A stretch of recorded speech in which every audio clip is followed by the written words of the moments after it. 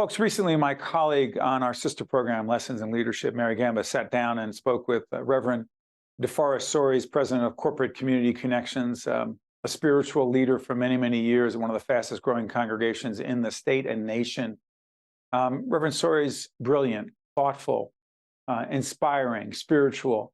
It was a conversation about leadership, but it has implications in so many other areas, so we wanted to share it with you here on One-on-One as well.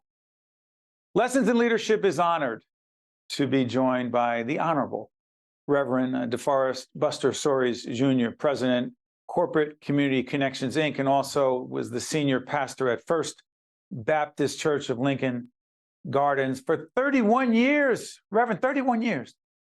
In one place. Yes, sir. Thank you for joining us, my friend. Thank you, Steve. Good to see you. We'll put up the website for Corporate Community Connections. Tell everyone what it is and why it's so impactful in the community. Well, I work with corporations and connecting them with underserved communities to bring resources that otherwise wouldn't exist and to help corporations expand their corporate social responsibility. You know, Reverend Soaries is connected. We're connected to him in so many ways. He's wired all over the place, all over the country. One of the last times we saw each other was when we worked together at Fedway, one of our longtime partners, the Fedway Leadership Academy that our company, Stand and Deliver, has been doing leadership development for many years. And it's interesting, Reverend Soaries and I, we do this Q&A in front of all the candidates in the academy. Reverend, do we ever prep or talk beforehand? Never. we never talk. Well, we don't prep for that session, but what you do in your life and what I do with my life is a constant state of preparation. Yeah, talk about that because it's so interesting. Reverend Soaries comes in and he's so easy to engage because he not only knows what he wants to say, but he also connects with those candidates in the Leadership Academy, just like he connected with his congregation for so many years. You talked about how, do this again for us, Reverend. It's one thing to be so engaging in a conversation, in an interview or whatever it is like this, or in the Fedway Leadership Academy. But real quick, could you tell folks watching on Lessons in Leadership how you prepared for your sermon?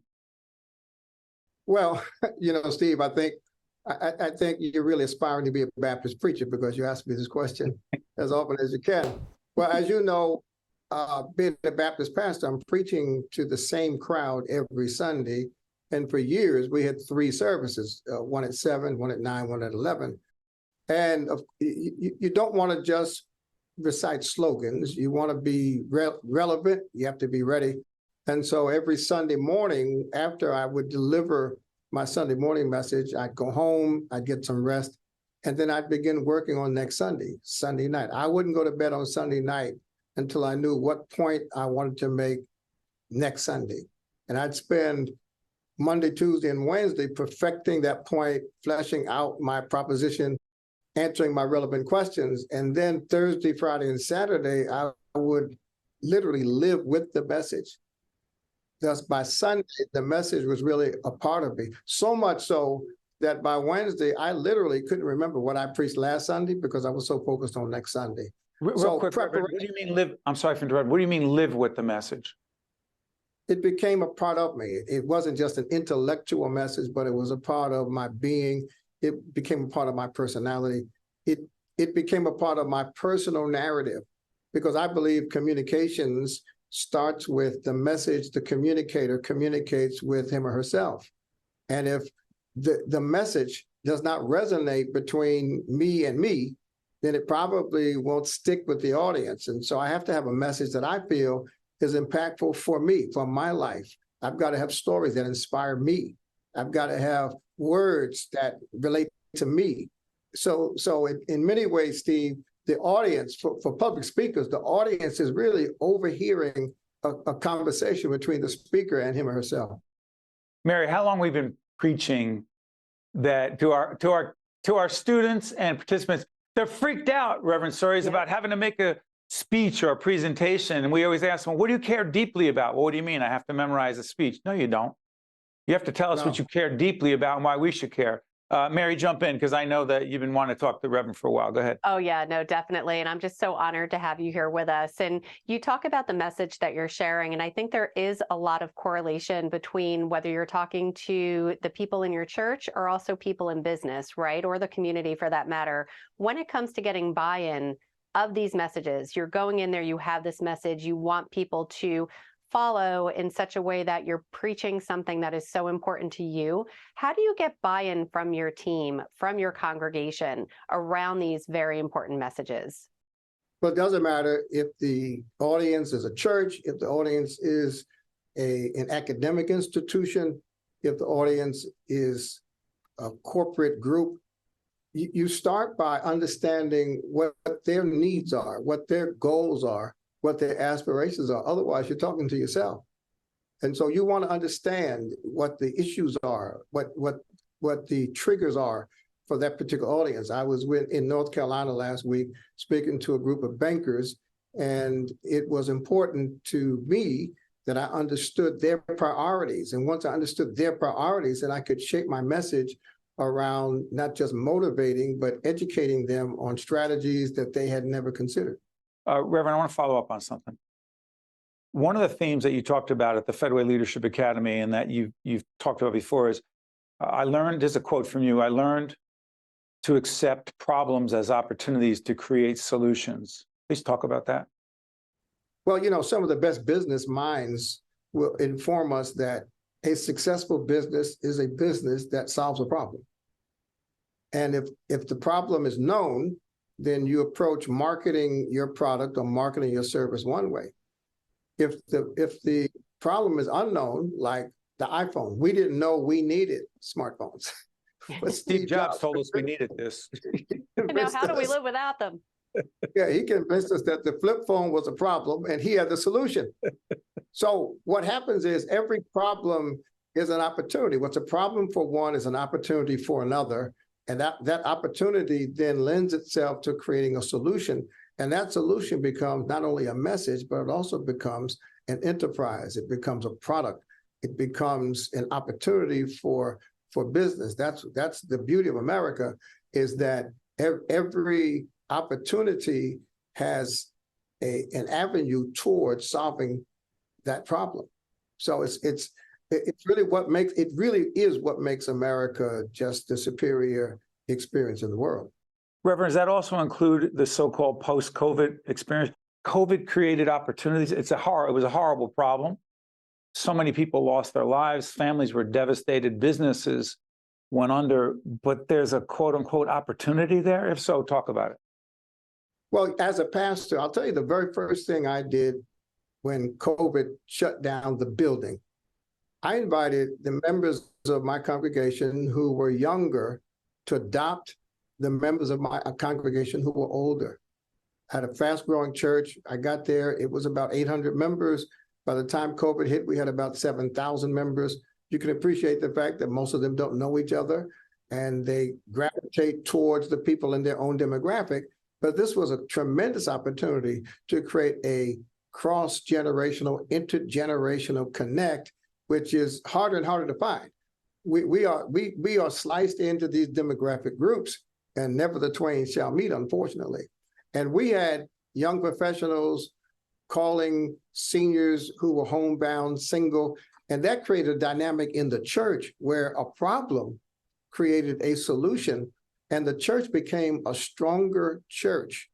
Not only did we have that Adopt a Senior initiative, but we started feeding people in the neighborhood. And folks who had never volunteered before ended up volunteering to feed people in public housing around the church. So in that sense, for our congregation specifically, COVID really represented opportunities because of the tremendous problems by not only illness, but sheltering in place, et cetera. Then look at the larger community. Look at the young people who now were useful in many ways because their churches, their jobs, their families needed to use technology.